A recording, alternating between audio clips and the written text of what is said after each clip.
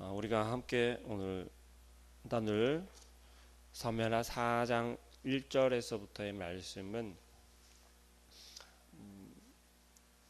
다윗에게 있어서 어찌 보면 정말 계속해서 반복되는 다윗이 도피 생활이 끝나고 지금 유다 족속의 유다 변방의 작은 족속이기는 하나 유다의 지금 분봉 왕이 되어서 이스라엘의 왕으로 점점 세워짐을 받고 있는 것을 우리는 보고 있습니다. 그리고 또 그와 이어서 함께 보여지는 것은 사울의 그 집안이 사울 일가가 몰락하고 있는 것을, 완전히 망하고 있는 것을, 멸망당하고 있는 것을 우리는 계속해서 바라보았습니다. 지켜보았습니다. 그러나 다윗은 사울과 맺은 언약, 요나단과 맺은 언약을 잃어버리지 않고 기억하고 있는 것을 우리는 또 함께 볼 수가 있지요. 무엇라고 맹세하였습니까? 훗날에 사울도 그랬고 요나단도 그랬고 다윗이 왕이 될 것을 그들은 알고 있었다는 거죠. 그러면서 그들이 다윗과 맺은 언약은 왕이 되었을 때의 그 집안을 기억해 달라는 것이었지요. 결국은 다윗이 왕이 되었을 때 사울의 집안을, 그의 후손들을 보호해 달라고 하는 것이었고, 다윗은 그 언약을 맺습니다. 그 약속을 하죠.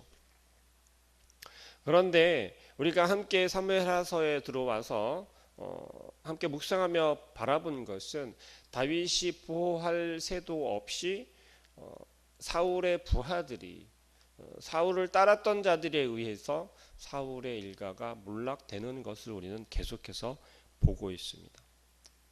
오늘 함께 읽은 본문 말씀은 역시 사울의 아들인 이스보셋이 누구에 의해서 죽게 되는지를 또 한번 우리가 묵상하게 되는데요. 오늘 읽은 본문 말씀에서 완전히 이제 사울의 일가는 끝이 나는구나, 완전히 멸망을 당하고 있구나라는 것을 우리가 보게 됩니다. 먼저 이야기하는 것은 사울의 아들 이스보셋이 아브넬이 헤브론에서 죽었다라는 소식을 듣고 손에 맥이 풀렸고라고 설명하고 있어요. 이 이야기는 이제 이스보셋에게는 전혀 회생할 희망이 보이지 않는다라고 설명할 수 있겠습니다. 철저하게 믿고 있었던 아브넬이 헤브론에 가서 죽음을 맞이했다라고 하는 것은 더 이상 이제 이스보셋을 보호할 사람이 없고 이스라엘을 지켜줄 사람이 없는 것으로 이스보셋은 여겼던 것이죠. 그리고 손이 맥이 풀렸고 이어서 온 이스라엘이 놀라니라고 이야기를 하고 있어요. 이스라엘 가운데서도 왕으로 삼고 있는 이스보셋이었지만 그를 향하여서 그만 믿고서는 더 이상 희망을 가지지 못하고 있는 이스라엘 모습을 우리가 볼 수 있어야겠습니다. 결국 이스라엘의 왕이었던 이스보셋이 그 이스라엘을 통치하고 있었던 것이 아니라 아브넬이 그들을 치정하고 있는 것, 아브넬의 통솔에 따라서 그들은 겨우 희망을 바라보고 있었고 희망을 품고 있었다는 것을 우리는 바라볼 수 있습니다. 이어서 또 이스보셋이 지금 죽임을 당하는 모습이 바로 그려지고 있는데요. 누구에게 죽임을 당하는가?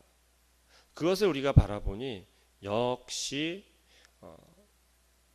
이스보셋을 따랐던 군 지휘관들에게 죽임을 당하고 있는 모습을 우리가 볼 수 있습니다.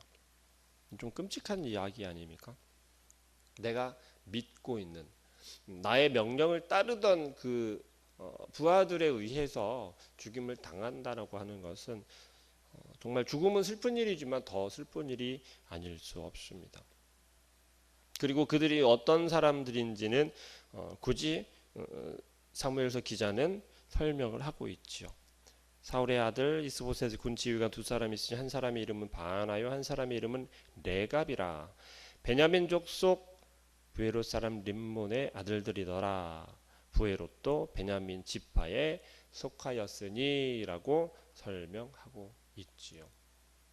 같은 민족에서 배신이 나오고 있는 것을 우리가 볼 수 있다라는 것입니다. 하나님께서 우리에게 말씀하시는 그때에 우리는 그 말씀을 듣고도 하나님 말씀으로 여기지 아니하면 나의 생각과 나의 방법이 내가 생각한 옳게 여겨지는 것이 더 강하게 되면 하나님께서 말씀하시는 것 위에 우리의 생각과 판단과 우리의 마음이 더 커져서 하나님의 것을 바라보지 못하고 하나님의 말씀에 우리가 집중할 수 없게 되는 것을 기억하시기 바랍니다.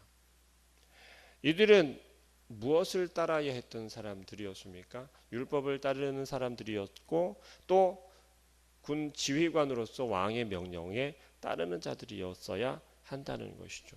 그렇지만 이들은 그러하지 못한 모습을 보이고 있다는 것입니다. 이어서 설명하는 것은 요나단의 아들, 사울의 아들 중에 요나단의 아들 누구가 소개되고 있냐면 바로 무비보셋이 설명이 되고 있습니다. 소개가 되고 있는데요. 이스보셋에 이어서 무비보셋이 아직까지도 살아있는 것은 설명되어진 바와 같이 그는 전혀 위협이 되지 않기 때문에 살아있는 것을 우리가 보게 됩니다. 왜 위협이 되지 않는다고요? 오늘 설명에서는 그렇습니다. 도망하던 그때에 5살이었는데 유모가 안고 도망할 때 급히 도망하다가 떨어뜨려서 다리를 절게 되었다라고 설명하고 있어요. 그나마 남아있는 사울의 가족들 중에 유일하게 힘을 쓸 수 있었던 것이 이제는 이스보셋이었고 무비보셋은 전혀 위협이 되지 않았기 때문에 경계의 대상이 될 수가 없었지요. 결국 이스보셋 하나가 죽게 되면 정말로 사울의 집안은 완전히 멸망하게 되는 그러한 모습으로 이어진다는 것입니다. 5절 이하의 말씀에서는 드디어 부에롯 사람 림몬 아들 레갑과 바나가 이스보셋을 죽이는 장면이 그려지고 있습니다. 그런데 이 장면을 바라보면 조금 비참한 장면이 아닐 수 없습니다. 낮잠을 자다가 죽임을 당하게 되었다라는 것이죠. 어찌 보면 이것을 우리는 게으름과 비교할 수도 있을 것입니다. 낮잠이 우리에게 필요하긴 하지요. 그러나 나라를 다스리는 왕의 모습 가운데 이 낮잠을 자다가라고 표현이 되어지는 것은 게으름을 우리에게 말하고 있는 것으로 이야기할 수 있습니다. 근데 이 이스보셋이 왜 이렇게 게을러졌을까요? 왜 낮잠을 취할 수밖에 없었을까요? 우리가 1절 말씀에서 이미 이야기한 바와 같이 누가 죽었습니까? 아브넬이 헤브론에서 죽었다라는 소식을 듣고 이스보셋은 완전히 전의를 상실했다라고 보여지고 있습니다. 전혀 무엇을 해야 할지를 모르겠고 어찌할 바를 모르는 그 이스보셋은 그저 자기가 할 수 있는 모습, 전의를 상실했다라고 해서 나태해지면 안 되겠지요. 방법을 찾고 구하고 다시 재정비를 해야 하겠죠. 그렇지만 이스보셋은 그러하지 못했다라는 것이죠. 결국 이스보셋이 낮잠을 자고 있는 그 순간에 배신은 일어나게 되었습니다. 바나나 레갑이 돌아와서 이스보셋을 죽이는데 좀 처참하게 죽이는 것 같아요. 어떻게 해요? 배를 찌르고 그 이후에 죽어있는 그 이스보셋의 시신을 해하고 그의 머리를 가지고 지금 다윗에게로 달려갑니다. 이 모습을 상상해 보면 비참해도 이렇게 너무 비참할 수가 없는 모습을 생각해 보게 됩니다. 우리나라 대한민국이라고 하는 우리나라가 전쟁에 대한 분단의 아픔도 있고 또 전쟁에 대한 많은 상처들이 있지 않습니까? 그리고 또 일제 강점기에 억압받았었던 그러한 일들도 우리는 생생하게 기억을 하고 있습니다. 힘이 없을 때 우리가 당하였었던 것과 지금 전의를 상실해서 전혀 무엇을 할 수 없는 바가 되어져 있는 이스보셋의 모습을 저는 살짝 매치시켜 보았는데요. 전혀 할 수가 없는 상황, 아무것도 떠오르지가 않고 무엇을 해야 할 줄 모르는 그러한 상황 가운데서 우리는 어찌 해야 할까를 생각해 볼 필요가 있을 겁니다. 그나마 우리나라에서는, 대한민국에서는 그 어려움과 슬픔 속에서도 이 나라를 꿋꿋이 이어갔고 회복하기를 바랬던 그들이 있었기에 오늘 우리는 맞이할 수 있었다라고 말할 수 있습니다. 그런데 중요한 건 그들 가운데는 하나님을 의지하였던 이들이 많았다라는 걸 우리는 기억하길 바랍니다. 어려움 속에서도 나라를 위해서 기도할 수 있었고 그들이 죽음을 맞이할 수도 있는 생명의 위협을 받으면서도 굴하지 않고 움직였었던 그들의 그 중심 가운데는 하나님을 의지하는 믿음이 있었고 신앙이 있었다라는 것입니다. 지금 이스보셋과 이들에게 필요한 것은 무엇입니까? 바로 하나님께서 함께 하시길 바라고 하나님을 구하는 그러한 모습일 줄 믿습니다. 그러나 이들 가운데는 전혀 그러한 모습을 찾아볼 수가 없죠. 이미 그들 가운데는 여호와 하나님은 생각지도 않고 있다라는 것입니다. 결국 이스보셋은 그들을 향해서 그가 믿고 있고 그들이 맡겼던 군 지휘관들에 의해서 죽임을 당하였고 그 죽임조차 정말 전장에서 장렬하게 전사를 하는 것이 아니라 낮잠을 자다가 비참한 최후를 맞이하고 있다는 것입니다. 그리고 이들은 어떻게 합니까? 다윗에게로 이스보셋의 머리를 가지고 옵니다. 오늘 말씀에서 보면 정말 밤새도록 아라밧길을 달려서 다윗에게로 달려갔다라고 설명이 되고 있어요. 그들의 마음 가운데는 어떤 마음으로 이렇게 이스보셋의 머리를 가지고 밤새도록 달려가는 행동을 했을까요?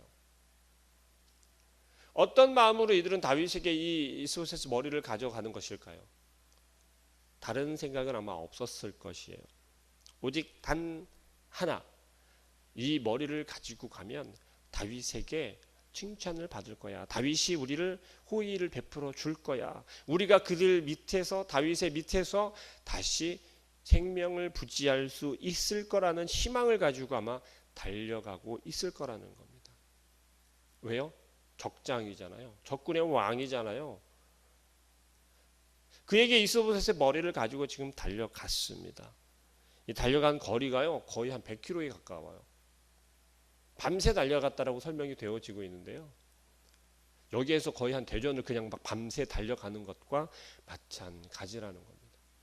그렇게 달려간 그들은 다윗에게 그 머리를 내어 밀죠. 그러면서 하는 말이 왕의 생명을 해하려 하던 원수 사울의 아들 이스보셋의 머리가 여기 있나이다. 여호와께서 오늘 우리 주 대신 왕의 원수를 사울과 그의 자손에게 갚으셨나이다 하니. 자, 이들은 사울을 다윗과 원수로 이야기를 하고 있습니다. 그리고 그들이 행한 일을 여호와 하나님께서 자기들 손에 맡겼다라고 그렇게 표현하고 있어요. 다윗이 생각할 때는 이것이 전혀 옳은 표현이 아니라는 거죠. 다윗의 마음에는 지금 그들이 어떻게 보일지 그들은 전혀 가늠하지 못하고 있다는 것입니다. 다윗이 사울을 원수로 생각하고 있었습니까? 다윗은 사울을 원수로 생각하고 있습니까? 아니잖아요. 사울은 비록 다윗을 죽이려 하였고 다윗을 해하려 하였지만 다윗은 사울을 원수로 여기지 않았다는 걸 우리는 너무나도 잘 알고 있습니다. 그런데 다른 사람들은 이들은 정말 자기들이 어떤 칭찬이나 혹은 자기들의 공로를 인정받기를 원하면서 지금 다윗과 사울의 관계를 왜곡하고 있고 잘못 이해하고 있었다는 것이죠. 9절에서 다윗이 이렇게 이야기합니다.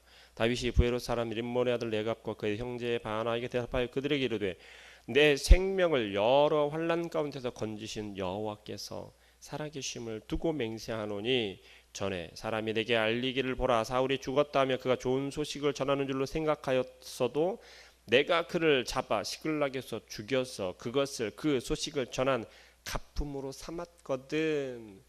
이전에 있었던 일을 그들에게 다시 상기시켜주고 있습니다. 결국 다윗은 내가 사울과 원수된 것이 아니라 원수로 여기고 있는 것이 아니다라는 것을 그들에게 다시 한번 강조하고 있지요. 그리고 11절에서 그들을 이렇게 표현합니다. 하물며 악인이 의인을 그의 집 침상 위에서 죽인 것이겠느냐. 그들을 악인이라고 이야기하고 있어요. 그들의 면전에 내놓고 너희들이 악인이다라고 이야기를 하고 있다라는 것입니다. 그리고 니스보셋을 의인이라고 이야기하고 있습니다. 이것은 철저하게 여전히 다윗은 사울의 집안을 사울의 자녀들을 후손들을 여전히 선대하고 있고 그들을 적으로 여기고 있지 않다라는 것을 이야기하고 있습니다. 다윗은 이와 같이 우리가 생각하는 인간적인 생각에서의 어떤 원수 갚음이나 아니면 그의 마음 가운데 있는 그런 마음을 드러내지 아니하고 하나님께 맹세하였고 또 다윗 사울과 요나단에게 맹세하였던 그 언약을 끝까지 지키고 있는 것을 볼 수 있습니다.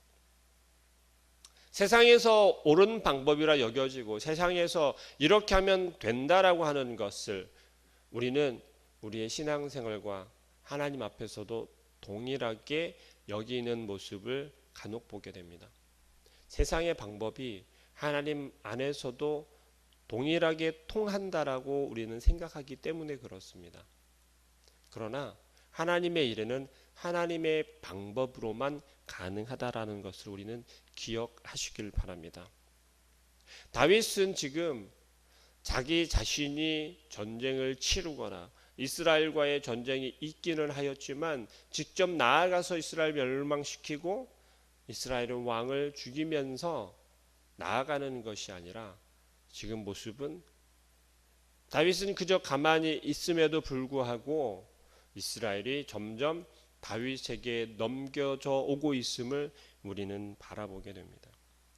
그것이 바로 다윗을 그렇게 도망자의 신세로 그러한 삶을 살게 하셨던 하나님께서 그의 손에는 피를 묻히지 아니하고 이스라엘의 왕으로 세워가고 계시는 하나님의 큰 역사를 우리는 보게 되는 것입니다. 하나님의 뜻은 이와 같이 인내하고 기다리는 자들에게 하나님께서 원하시는 방법대로 하나님의 계획대로 이끌어 가시고 세우심을 우리는 볼 수 있어야 하겠습니다. 우리의 삶에 정말 내가 드러나기를 원하고 나의 정말 손에 붙잡고 있는 그 어떤 이익이나 아니면 영광스러운 것을 바라보면서 이것이 하나님께서 원하시는 것이고 하나님께서 즐겨하시는 것이다라고 착각하지 않기를 바랍니다. 오늘 하루의 삶이 하나님께서 우리에게 허락하시는 것은 정말 하나님의 뜻과 계획이 오늘 하루의 삶 속에서 우리를 통해 나타나기를 원하시고 또 우리를 통해 살아가기를 원하신다라는 것을 꼭 기억하시고 오늘 우리에게 놓여져 있는 또한 우리에게 닥쳐질 수많은 일들 가운데 우리가 무엇을 참아야 하고 어떠한 상황 가운데에서 우리가 하나님의 이름을 드러내야 하는지 혹은 우리가 우리의 마음 가운데 욕심을 거두어야 하는지를 분별할 수 있기를 소망합니다. 먼저 하나님의 그 공의를 생각하시고 그 가운데 우리에게 부어주실 하나님의 놀라운 은혜를 사모하는 오늘 하루가 되시길 소망합니다. 기도하겠습니다.